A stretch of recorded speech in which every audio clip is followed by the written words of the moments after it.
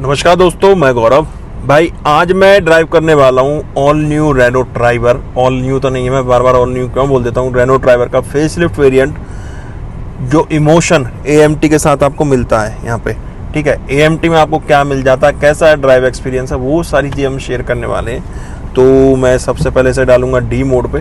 Steering वगैरह same है। Steering पे सिर्फ यहाँ आपको क्रूज कंट्रोल मिसिंग मिलेगा, क्योंकि क्रूज कंट्रोल अगर आपको लेना है तो क्रूज कंट्रोल के लिए आपको मैनुअल ट्रांसमिशन लेना पड़ेगा। क्रूज कंट्रोल सिर्फ आपको मैनुअल ट्रांसमिशन के साथ मिलेगा। बाकी स्टीयरिंग इसमें भी आपको टिल्ट मिलेगी, टेलीस्कोपिक वाला कोई ऑप्शन नहीं है। मीटर अच्छा मिल जाता है, मैनुअल और AMT में सेम है। बाकी यहाँ डिस्प्ले है 7 इंच की, जिसमें एंड्रॉयड और एप्पल कारप्ले वायरलेस मिल जाता है। और यहाँ पे मेरा मोबाइल है जो मैंने चार्जिंग पे लगा हुआ है, जिसे आप बटन ऑन ऑफ भी जिसका चार्जिंग का कर सकते हो। यहाँ मेरा फ़ोन में वैसे 100% बैटरी है, तो इस वजह से ये चार्जिंग नहीं ले रहा, 100% चार्ज है। तो अब चलते हैं, मैं लगाता हूँ इसे D मोड पे। और पहले मैं इसे D मोड पे डालने के बाद ना सिर्फ ब्रेक रिलीज करूँगा, एक्सीलेट नहीं करूँगा। तो देखते हैं उसमें गाड़ी कहाँ तक जाएगी। तो 1 2 3 ये मैंने ब्रेक से पैर हटा दिए और गाड़ी चलने लग गई है। तकरीबन 1200 RPM पे AC ऑन है गाड़ी का। तो यहाँ 1200 RPM पे देखो कोई वाइब्रेशन वगैरह नहीं मिल रही अभी तक। तो कोई वाइब्रेशन ना, स्टीयरिंग पे कोई वाइब्रेशन है ना ही कोई गियर लीवर पे वाइब्रेशन दी है। और ये देखो, बट ठीक है, चल रही है गाड़ी। अब मैं इसे एक्सीलेट करता हूँ। अब मैंने जैसे इसे एक्सीलेशन देना स्टार्ट करा, 2500 RPM पे इसने दूसरा गियर चेंज किया है। बट गियर जब आप ज़्यादा डीपली जाके महसूस करोगे ना टेक्निकली बिल्कुल, तो आपको महसूस नहीं होगा। बाकी इसमें आपको गियर का पता नहीं चलेगा कि कब गियर चेंज हो रहा है। स्मूथनेस तो है। और जैसा इसने पहला गियर चेंज किया था 2200 RPM पे, अब ये 2700 RPM पे जाके इसने थर्ड गियर लिया है। बाकी इंजन तो सेम है, वही आपको 1 लीटर एनर्जी पेट्रोल इंजन जो मिलता आ रहा था रेनो में स्टार्टिंग से। फेसलिफ्ट के साथ इंजन चेंज नहीं हुआ, वही इंजन आपको दोबारा दिया गया है, जो कि 71 bhp की पावर प्रोड्यूस करता है और 96 न्यूट्रोमीटर का टॉर्क जनरेट करता है। बट इसमें एक चीज़ मेरे को अच्छी लगी, जैसे यू टर्न वगैरह आप लेते हो तो स्टीयरिंग ना रिपोजिशन ले लेता है वापस। यहाँ जैसे मैं मुड़ूंगा तो आप देखोगे स्टीयरिंग रिपोजिशन पे आ गया। ये भी ठीक है कि स्टीयरिंग अपना रिपोजिशन ले लेता है वापस घूम के। जब आता ना स्टीयरिंग तो मज़ा आता भाई स्टीयरिंग को देखने में। इसके साथ अभी जैसा मैंने बताया था, दोबारा गियर चेंज करेगी गाड़ी। तो यहाँ भी देखेंगे कौन सा गियर लेगी। हाँ, वही 2700 RPM पे जाके इसने तीसरा गियर लिया है। मेन चीज़ है देखो, AC के साथ भी मैं अगर इसे विदाउट एक्सीलेशन भी उतार रहा हूँ तो कोई जर्क नहीं है, कोई लैग नहीं है, आराम से गाड़ी उठ रही है, चलना स्टार्ट हो जाती है। अब हम आ जाते हैं हाईवे पे। अभी तक तो चल रहे थे सर्विस लाइन पे, अब आ जाता हूँ मैं हाईवे पे। बाकी AMT के अंदर माइलेज में थोड़ा फ़र्क पड़ता है अगर मैनुअल और AMT का हम दोनों का कंपैरिजन करें। बट अगर क्रूज कंट्रोल और होता, ये जो देखा जाए तो रेनो ने देना चाहिए था AMT के साथ भी, हो सकता है अपग्रेड कर दे आने वाले टाइम में। तो वहाँ ना थोड़ा माइलेज में जब आदमी एक स्पीड पे चलता है तो उससे थोड़ा फ़र्क पड़ता है। बट इंटीरियर व्यू जो गाड़ी का है उसे देख के भाई मज़ा आता है गाड़ी के। जैसे यहाँ थोड़ा वुडन ट्रीटमेंट है, यहाँ स्क्रीन दी हुई है, स्पीकर वगैरह की आवाज़ ठीक है। मैनुअल में मैंने आवाज़ भी सुनाई है, और आप इंस्टाग्राम पे जाओगे तो मैंने वीडियो भी डाली हुई है। ट्रूली मोटो सर्च कर लेना इंस्टाग्राम पेज पे, वहाँ इसकी वीडियो भी चला के दिखाई और ऑडियो क्वालिटी भी देख सकते हैं। अच्छा, जैसे मैं पुल पे चढ़ रहा हूँ, देख लो 2500 RPM पे है गाड़ी और कोई वाइब्रेशन या कोई मतलब 2 लोग बैठे हुए हैं फिलहाल हम गाड़ी में। 2 लोगों के साथ इसने स्ट्रगल तो खैर क्या करेगी, बट स्ट्रगल जैसा कुछ महसूस हुआ नहीं कि गाड़ी स्ट्रगल करने वाली है। स्टीयरिंग वगैरह सेम है, जो मैनुअल में आपको स्टीयरिंग बिहेवियर मिल रहा है बिल्कुल सेम है। अपना स्पीड के अकॉर्डिंग बिहेवियर चेंज कर रहा है, ना हार्ड साइड है ना ये सॉफ्ट साइड है। अच्छा है स्टीयरिंग को पकड़ने में, ग्रिप वगैरह ड्राइव करने में मज़ा आएगा। मेन तो जो ये न्यू रेनो का लोगो है ना, इससे मुझे काफ़ी अट्रैक्टिव लग रहा है। ये सिल्वर ट्रीटमेंट है। सिल्वर ट्रीटमेंट पहले भी मिलता था स्पोक्स के यहाँ हॉर्न के सराउंडिंग, बट अब इसे देखने में ना न्यू लोगो के साथ और मजा आ रहा है। और ये तो मैं कुछ सेफ्टी फीचर्स को लेके पहले भी शायद आपको बता चुका कि अब इसमें आपको बेस वेरिएंट से ही 6 एयर बैग मिलेंगे। 6 बैग नहीं मिलेंगे, 6 एयर बैग आपको मिलेंगे। अब थोड़ा सा इसे रोड खाली नहीं है, वरना हार्डली एक्सीलेट करके थोड़ा भगा के भी इसको देखते कैसा एक्सपीरियंस रहता है इसको तेज चलाने पे। अब देखो जैसे अचानक भी हमने ब्रेक लिए तो ब्रेक भी ठीक है गाड़ी के, ऐसा कोई ब्रेक वगैरह में महसूस नहीं हो रहा। इमरजेंसी ब्रेक तो हाईवे पे नहीं ले सकते क्योंकि पीछे ट्रैफिक चल रहा है अपने, पर सीट कंफर्ट वगैरह ठीक है 5'10" के हाइट के हिसाब से मेरी, और बैक सपोर्ट भी ठीक है। वहीं अगर ए पिलर की बात करें तो ए पिलर का गाड़ी के अकॉर्डिंग सही है, ना ज़्यादा हैवी दिया है ना ज़्यादा हल्का दिया है, साइज़ के हिसाब से ठीक है। व्यू देखें फ्रंट विंडशील्ड का सेम है क्योंकि डायमेंशन चेंज नहीं हुई, जो आपने रेनो ट्राइबर में पहले व्यू लेते आ रहे थे सेम व्यू है।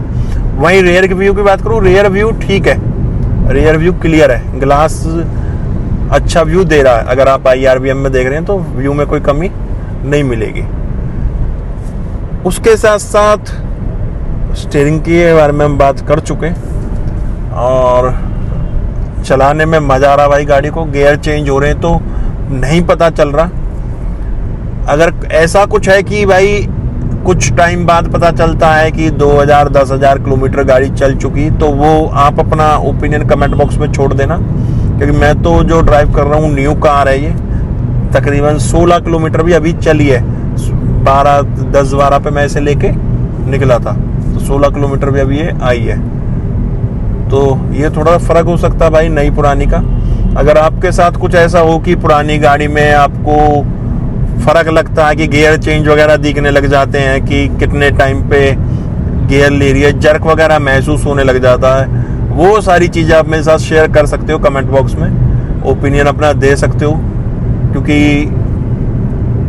एक चलाने के बाद एक्सपीरियंस और एक स्टार्टिंग में, क्योंकि देखो इंजन तो वही है, इस वजह से सिर्फ फेसलिफ्ट एक्सटीरियर वगैरह कुछ कॉस्मेटिक चेंजेस हैं, तो वहाँ आप ये नहीं बोल सकते कि मैं ये नहीं बोल सकता आप क्या कि इसमें कुछ फ़र्क है। इंजन तो जो आप चला रहे हो, जिन लोगों के पास ट्राइबर होएगी, सेम इंजन है, इंजन में तो कोई फ़र्क नहीं है। पर ठीक है, मैंने Triber AMT first time drive करी है।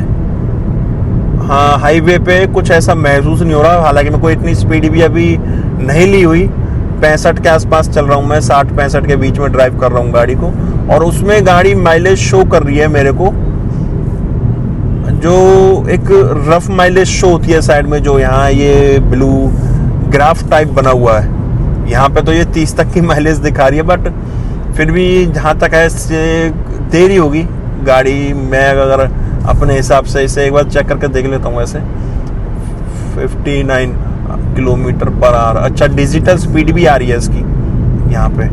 इसके अलावा सर्विस वगैरह दिखा रहा, अभी शायद माइलेज वाला निकल गया 15.7 किलोमीटर। फिर भी मैं मोबाइल में ले लेता हूँ, ये डिस्प्ले पे मैं डाल दूंगा। अभी हाईवे पे जो ये शो कर रहा है माइलेज, वापस से चली गई, हम दोबारा से लेंगे। ये देखिए यहाँ पे 15.8 की एवरेज शो कर रहा है ये। और साइड से ना वो जो ग्राफ सा देखो, वापस साइड में वो ग्राफ आ गया जो 30 तक की एवरेज दिखा रहा है। यहाँ डिजिटल स्पीड भी दिखा रहा है और गाड़ी भी दिख रही है। और यहाँ जैसे ब्रेक वगैरह नहीं, लाइट वगैरह ऑन नहीं हो रही इसके अंदर, जैसा आपने काफ़ी गाड़ियों में देखा होगा, जब स्क्रीन पे गाड़ी आती है तो ब्रेक दबाएंगे तो उसकी लाइट भी, यहाँ भी लाइट ऑन होगी और आपका गाड़ी की लाइट्स भी ऑन होती है। अब थोड़ा सा अगर कहीं खाली स्पेस मिले तो इसे खींच के देखते हैं कि कितनी स्पीड तक ये जाती है।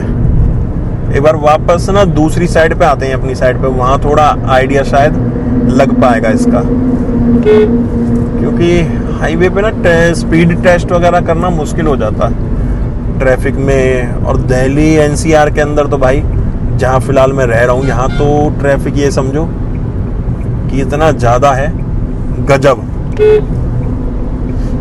तो वापस से सर्विस लाइन पे आ चुका, यहाँ से U टर्न लेके उस साइड पे चलते रहो, वहाँ थोड़ा साइड से चेक करके देखेंगे कि क्या इसका स्पीड वगैरह हम चेक कर पाएंगे वहाँ पे। अब देखो मैं ना वापस से हाईवे पे आ चुका हूँ और मैंने गाड़ी को एक साइड रोक लिया। अब मैं ना थोड़ा इसे खींच के उठाऊंगा। मैंने यहाँ एक्सीलेट करा है गाड़ी को और चलते हैं। अब एक तो ना हाईवे पे बड़ी दिक्कत हो जाती है, ये 2200 पे दूसरा गियर करा है इसने, जब हार्डली एक्सीलेट करा तो 3400 पे जाके चेंज, तीसरा करा है इसने 3000 पे।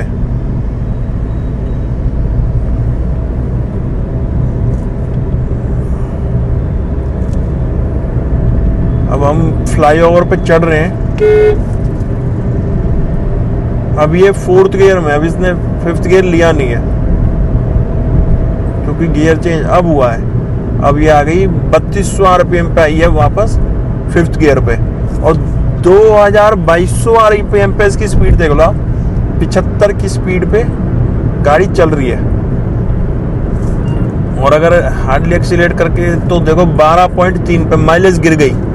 सीधी सी चीज है, जितना खींच के उठाओगे गाड़ी तो उतना पेट्रोल पिएगी ही पिएगी। 84 और 84 पे 83 पे चलने में भाई कोई स्पीड कम नहीं है अगर हम देखें हाईवे के अकॉर्डिंग।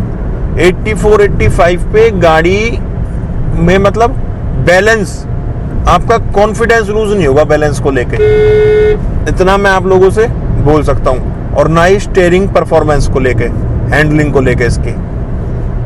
बाकी राइड क्वालिटी वगैरह ठीक है, प्राइस अकॉर्डिंग देखा जाए, इंजन है उस हिसाब से, जैसे 1 लीटर का एनर्जी इंजन इसमें मिल रहा है।